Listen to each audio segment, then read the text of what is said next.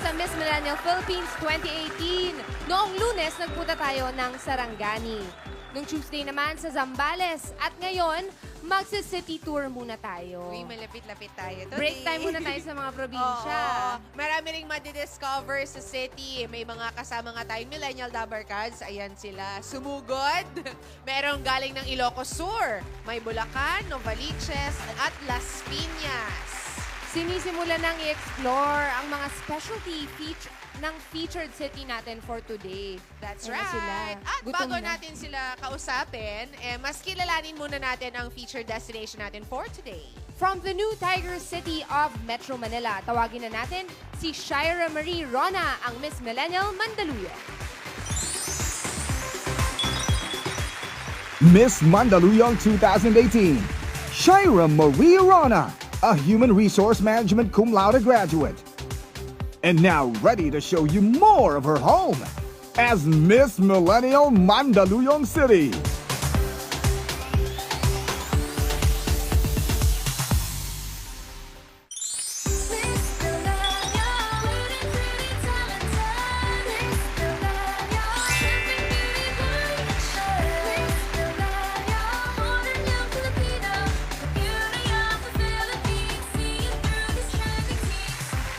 Hi, Dabarkads! Pinabati ko po yung mga tiga Mandaluyong po and to my schoolmates and professors at RTU and to my fam! Hello po!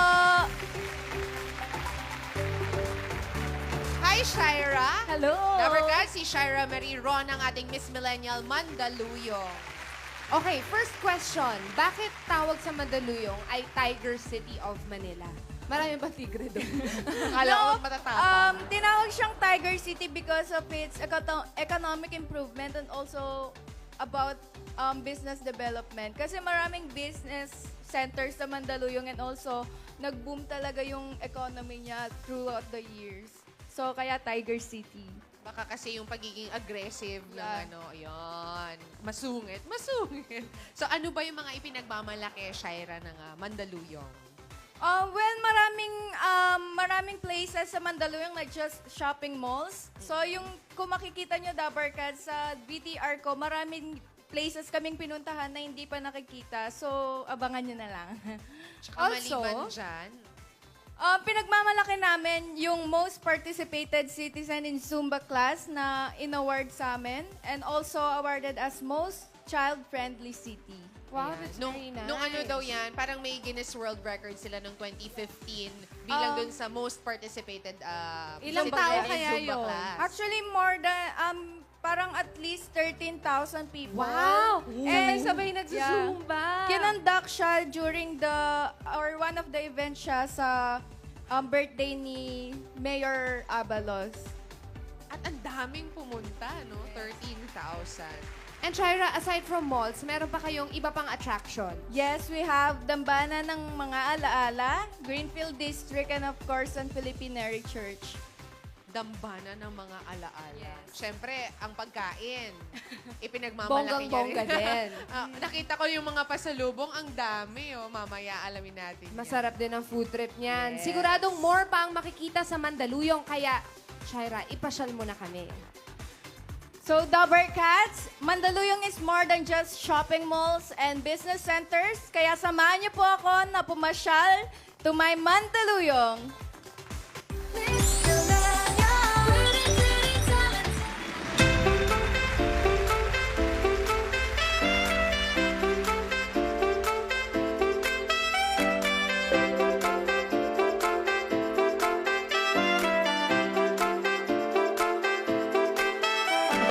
I'm Shira Marie Rona, your Miss Millennial Mandaluyong. Come and visit my Mandaluyong. Alam niyo ba, Dabarkads, na dito nagpulong sina Andres Bonifacio upang maghimagsik laban sa mga Kastila? Nandito tayo ngayon sa Kanto Freestyle Breakfast sa Mandaluyong. Kain na!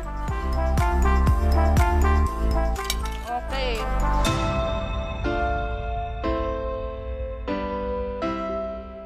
Nandito ngayon tayo sa Adelina's Ham na isa sa pinakamatandang store dito sa Mandaluyong City.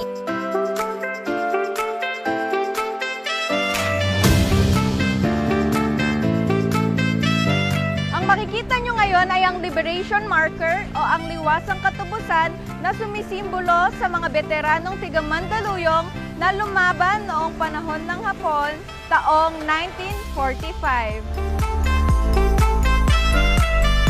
Aling to ng Pansit Palabok, ang pinakamasarap na Pansit Palabok dito sa Mandaluyong. Ayan, makikita natin ang mga collections ng The Filipino Picker, Crazy Kyle. More on Filipino. So makita mo mga PBA items. Thank you, Dabber Cats, and I hope that you've enjoyed our trip here in Mandaluyong. Once again, I'm Shaira Marie Rona, your Miss Millennial Mandaluyong. Thank you, Shaira, for taking us around Mandaluyong. Alam mo, Oo na-intriga nga. ako dun sa ano, Saan? Dun sa Adelina's Ham, 1955. Ganon katagal. Nakasulat. Pinakamatanda. Tsaka, oo nga maraming salamat, tinur mo kami sa loob ng Mandaluyong. Di ba? May ganon pala doon. At first time ko na narinig na doon pala unang nag-meeting. Sina Andres Bonifacio. Ganon na siya katanda. Anyways, Eto, meron na tayong bisita dito. Tinawanan ako ni May Alan bisita Key. na dito, si Madama Alan Kay. Ready na siya sa mga pasalubong mo. Ready na siya sa tikim portion. Sige, Shaira, i-introduce mo sa amin kung ano ang mga dala mo ngayong araw na to. So, syempre, uunahin natin yung siopaw. Sa PVL siya galing. So, yan yung parang pinakamalaking siopaw. And nagkaroon na rin siya ng record sa Pinoy Book of Record. And also, ito, yung mga, since bare months na, so yung Ayan na Adelina's siya. Ham. So, siya yung pinakamatagal na store sa Mandaluyong. So, ang kinikater 1955. nila or siniserve nila is more on ham talaga. Favorite ni Baste yan. Yeah. Yan, And, barbecue. Yeah, barbecue and pansit pansit Tinanong pa palabok kung ano, kakainin from lang pala. Tonang's Pansit Palabok. Kinagatan mo lang, tapos binalik mo. Ito, Grabe interesting ka. to. Ayan yung mga puro hugot if you want. Tingnan So, mo, ito. binigyan siya ng mga twist instead of yung local lang na name ng mga food. So, just like this, parang ang tawag nila dito is pabebe. Hugot lines yung mga macaroni pangalan. talaga siya. So, nilagyan lang siya ng twist. Macaroni salad. Etong spaghetti, tinawag na walang forever. Wala talagang forever kasi ang bilis mo lang kakainin yan sa sarap. Ito panghabang Bakit kaya buhay. panghabang buhay? Noodles for long life. Ano yung Eddie Wow? Bakit Eddie Wow? Eh di wow, ang sarap. Ito ang hindi ko alam. Ano yung Eddie Shing? Eddie Shing. Ano yung Ano Eddie yung Eddie Shing? Shing? Puro millennial world yung Ano ba gamit yung nila. shing? Ano yung shing? Parang Eddie Parang Wow Eddie din Wow siya. din. Nilagyan Eddie Another Shing. variant Ganon. of Eddie Wow. Shing, shing, shing. Eddie Shing. And you also have, ano to, Lumpiang gulay. Lumpiang Yeah. gulay. Na kanina pa Puto. pinagdidiskitahan ni Luan. Crispy Yeah, this one, crispy pata, tinatawag siyang tumba-tumba. Kasi ang sabi nila is matutumba ka sa sobrang sarap. Madali din patumbahin. Kasi masarap. Itong ba na yan? Ayun na si Alan Kay, ready na itumba-tumba. At ito ba yung pinakita mo kanina din sa VTR? Yes. Yung And also pinakamasarap this na one, palabok? yung sa Kanto Freestyle Breakfast. So, ito yung mga top 5 nila na food. Which So, is merong yung New vegan Zealand longganisa, tapa. crispy corned beef. Yeah. Baka kaiba yung corned beef o bilog. Japanese obento ang packaging. New Zealand tapa, honey garlic chicken, and crispy pork belly. Teka lang, Belly. question. Yung ganong kalaking siopaw, ilang tao ang pwedeng umubos dyan? Yung kayang umubos? Yun depende sa tao kung malakas siyang kumain. Pero grabe, ano yan? Anong laman niya? Asado or bola-bola din, ganon? Iba-iba yung pwedeng nasa loob. If you want asado, meron sila. And also bola-bola. Ilang kilong karne lang? Alam mo, tawag dyan, barkada meal. Yeah, Barkada meal. siopaw. Super sulit na Eto niya. na nga, speaking of barkada kumustahin meal. natin ang barkada dito na, ayan na, sinimulan na nila Hello, yung jumbo. guys. Siopaw. Okay, ikaw, trinay mo itong si siopaw natin. Anong laman? Rina po. Rina po. Rina, anong laman ng siopaw? Meat po. Parang asado. Parang Masarap asado po, siya. swak na swak sa panlasa. Oh.